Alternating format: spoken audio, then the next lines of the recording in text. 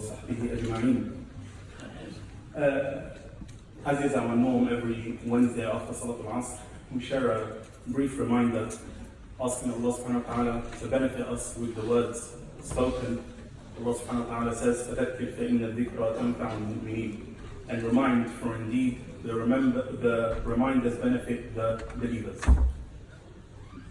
We find many people straying from Islam in this day and age, and many people in fact leaving Islam, many people's observance and practice in Islam weak.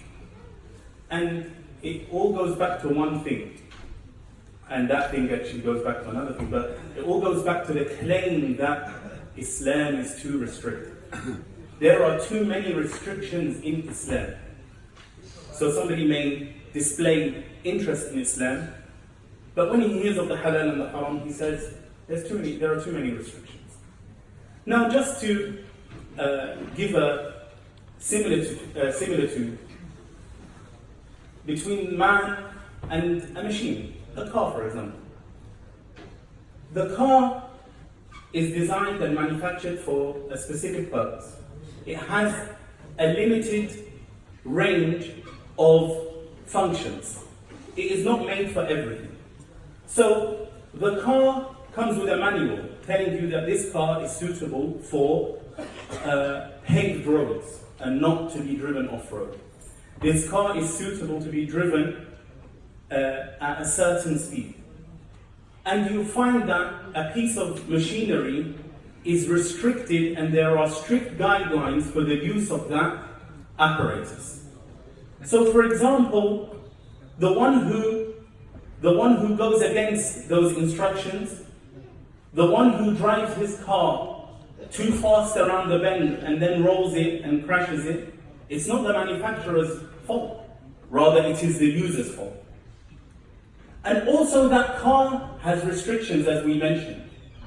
So there are brakes. On the fastest car in the world, there are brakes. Why? It's made for speed. That is its potential. Why are you restricting its potential? Why are you restricting its productivity? Let it express itself. Huh? But the brakes are on the car for the car's benefit and for the user's benefit. The seatbelt in the car, it's not to restrict the driver or the passengers. It's not a prison for them. It's for his safety and for her safety. The locks on the car are not to imprison the passengers, but to protect them from somebody who may want to open the car without due right, or they leave it locked. So there are restrictions in everything in life. Subhanallah. Man-made apparatus are restricted for the benefit of the user. For the benefit of the user and for the longevity of the apparatus itself. Let us look to the example, وَلِلَّهِ الْمَثَلُ الْأَعْلَى. Allah subhanahu wa ta'ala has created us and we have the capacity to do many things. But Allah subhanahu wa ta'ala has restricted us. He has not restricted us out of spite or to deny us a right, but for our own interest and for our own safety and well-being in this life and in the next. People will then may argue with this point and say to us, well, why then do we have desires? That's not fair. Why are we created with this desire? Allah subhanahu wa ta'ala did not instill within us a desire except that He prescribed an outlet, a channel through which that desire can be fulfilled in a healthy and safe and godly fashion. So Allah subhanahu wa ta'ala created within us sexual desire and He prescribed marriage. And He forbade every other way of satisfying that desire. But there is a way to satisfy it and it is sufficient. And it is prescribed in the interest of man and woman. And without that desire instilled within us, we would not marry, we would not procreate, and we would cease to exist.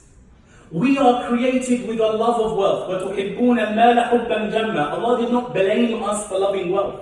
He created that love of wealth in us. And He affirmed that love of wealth. But He said, وَأَحَلَّ اللَّهُ الْبَيْعَ وَحَرَّمَ الرِّبَى. Allah prescribed and made lawful selling transactions, and He prohibited usury. So we can buy and sell. And if we didn't have that desire for wealth, then there would be no enterprise. There would be no productivity. And then everyone would stay at home. We have a desire for food and drink so that we nourish ourselves and remain alive and sustain our being itself. And without that desire, then we would cease also to exist, as we wouldn't nourish ourselves. But Allah subhanahu wa ta'ala has made restrictions. These restrictions, my dear respected brothers and sisters, are for the betterment and the interest of man, of humankind, in this life and in the next. And no one can argue that the designer and manufacturer has the right to specify these restrictions. And you as a user, because these bodies don't belong to us, they are merely borrowed. You as a user must abide by the terms of the condition. And if you go against these terms of the condition, your warranty and guarantee is void. Then you have no excuse before Allah subhanahu wa ta'ala on the day of judgment. Allah subhanahu wa ta'ala tests us with these desires. And some people, this claim was made to a friend of mine, that Allah wal-'iyadu billah is sadistic. Ta'ala Allah amma yaquluna 'uluwan kabira. Allah subhanahu wa ta'ala is not sadistic. Allah subhanahu wa ta'ala tested us to know our worth. And He knows the result before it occurs. But Allah subhanahu wa ta'ala tests us. And He, because sin and immorality is in of itself inherently repugnant and repulsive to man, He allowed the shaitan to beautify for us and do tazyeen of the ma'asi, of the sins. So when it looks beautiful before us, then we're attracted to it. So then if we are resistant and we abide by the restrictions Allah subhanahu wa ta'ala has prescribed, then there is great reward in doing it.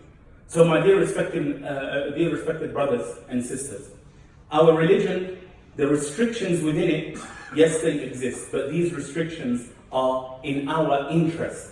And if we allow ourselves to ponder for a moment over those who have acted in life without any restriction, you will find always towards their demise, there will be depression, and there will be dissatisfaction, and lack of contentment, and you will find misery in their lives. Because Allah subhanahu wa ta'ala, He promised that for the ones who turn away from Him and His remembrance.